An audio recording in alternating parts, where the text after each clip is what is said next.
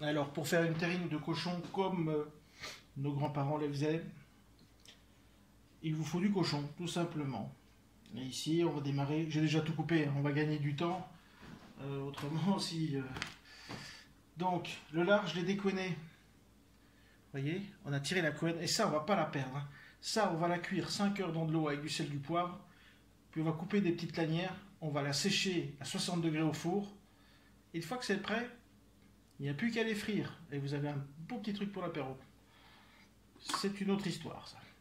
Donc, pour faire le pâté, j'ai déjà coupé du lard, quand même un peu gras, un peu d'échine de porc et du foie de porc.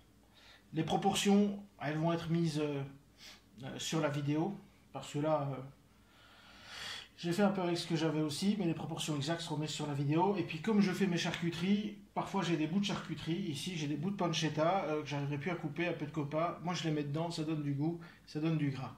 Donc ça, c'est déjà dans mon plat. Tout ce qui est échalote, on met dedans. De toute façon, là, on va mettre mariner au moins 12 heures. Et ce sera passé au moulin, donc pas la peine de couper plus.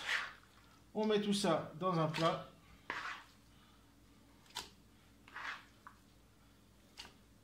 Donc là, c'est pour faire du pâté le plus nature possible.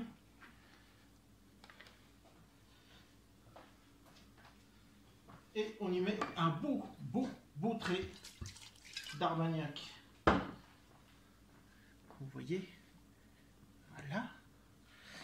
Alors, ici, pour 1 kg de masse, on met une cuillerée à café de mélange 5 épices. Ici, j'ai un peu plus, donc j'ai mis un peu plus. Aussi, au kilo, c'est 16 g de sel et 2 g de poivre. On peut y aller avant d'avoir 2 g avec le moulin, mais...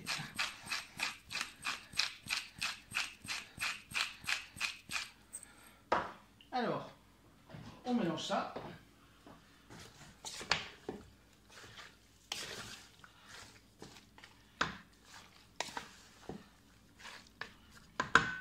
On y remet un bon trait d'Armagnac. On va mettre un beau papier film. On va mettre ça au frais jusque demain. Notre viande va mariner toute la nuit, donc au moins 12 heures. Maintenant, on va la passer au hachoir. J'ai pris la grille fine, donc on va hacher tout fin. C'est parti.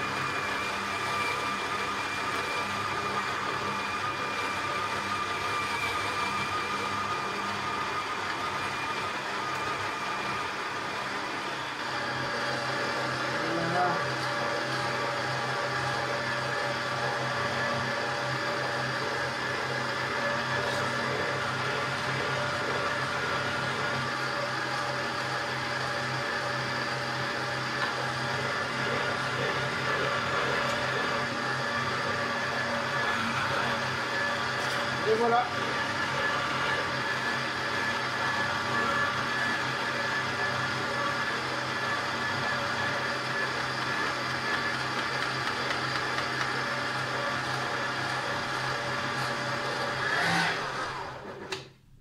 Voilà, on va mélanger tout ça. Et notre masse à pâté est prête puisqu'on a mis l'assaisonnement hier, le grammage est bon. Donc on va mélanger ceci dans les terrines. On va y mettre du laurier, un peu de lard dessus. On peut mettre de la crépinette et tout ça, mais c'est pas facile toujours pour tout le monde d'en avoir. Donc c'est pas une obligation. Là donc vous avez la base du pâté de cochon normal. Donc avec ça, vous mélangez, ce que je vais vous montrer. Mais moi là, je vais vite faire sauter quelques cèpes pour faire mon pâté aux cèpes.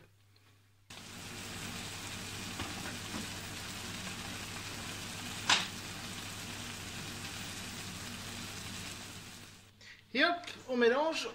Voilà, la feuille. pour bien mélanger le foie, la poitrine, les échalotes, l'ail. Donc l'assaisonnement, il est dedans, ça sent très bon.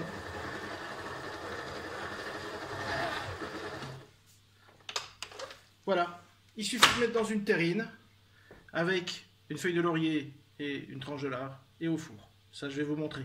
Maintenant, je finis le mien. Donc là, vous avez, je le répète, une base de pâté de cochon normal. Là, j'ai refroidi mes cèpes que j'ai fait bien sauter et j'ai donné quelques coups de couteau dedans pour bien les concasser. Et je vais les mélanger tout simplement à ma farce. Donc, vous pouvez diviser en deux votre recette, faire une moitié moite-moite, quoi. Moi, je fais tout au cèpe et puis basta, quoi. Et hop, et on mélange. Bim. Voilà, on va les mouler tout ça maintenant. Hein. Voilà, c'est bien mélangé. Allez, hop, dans une terrine, à même la terrine, donc tout est dedans. Donc ici, vous auriez pris votre farce sans rien, mais vous la mettiez comme ça. Moi, j'ai mis des cèpes. Si vous voulez, vous pouvez y mettre des pistaches, des noisettes, changer l'alcool, vous faites un peu ce que vous voulez. Regardez. J'ai tranché 3 belles tranches de lard de ma production. Donc on tasse bien, hein, pour pas qu'il y ait de trous. Parce que ça va un petit peu rapetissir. Vous aurez une petite gelée en dessous, un petit peu de gras, un petit peu de sein d'eau. Voilà, on voit bien le foie, on voit bien les cèpes. Voilà, on fait une belle terrine. On y met une belle feuille de laurier. Alors je préconise ce qui est mieux avec le laurier en été, vous le coupez et vous le congelez. Et là vous avez toujours, c'est quand même bien meilleur que le laurier qui est séché. C'est bien, ça parfume bien mieux. Notre feuille de laurier. Et on va prendre ce magnifique lard. Et vous savez quoi? Moi j'y mettrai encore bien un bon coup de moulin, parce que j'aime bien ça. Voilà. Allez, bougez pas, je vais chercher mon moulin. Hop. Et voilà.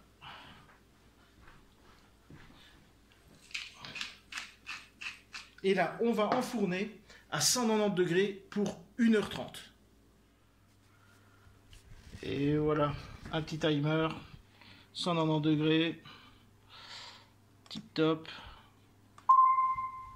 Oui, attention. Oh, puis c'est chaud ça, Gérard.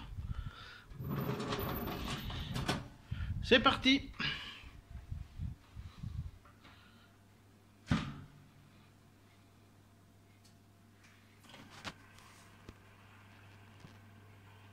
Donc 1h30 de cuisson à 190 degrés.